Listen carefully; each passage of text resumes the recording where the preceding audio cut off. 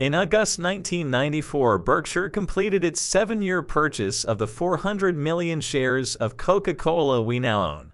The total cost was $1.3 billion, then a very meaningful sum at Berkshire.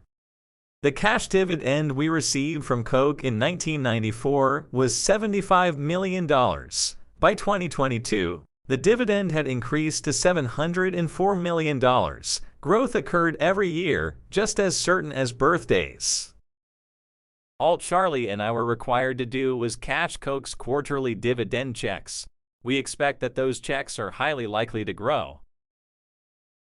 American Express is much the same story. Berkshire's purchases of Amex were essentially completed in 1995 and coincidentally also cost $1.3 billion. Annual dividends received from this investment have grown from $41 million to $302 million. Those checks, too, seem highly likely to increase. These dividend gains, though pleasing, are far from spectacular, but they bring with them important gains in stock prices. At year-end, our Coke investment was valued at $25 billion, while Amex was recorded at $22 billion. Each holding now accounts for roughly 5% of Berkshire's net worth.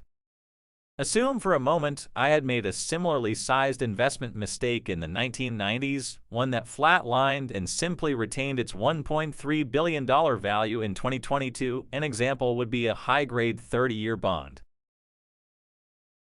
That disappointing investment would now represent an insignificant 0.3% of Berkshire's net worth, and would be delivering to us an unchanged $80 million or so of annual income.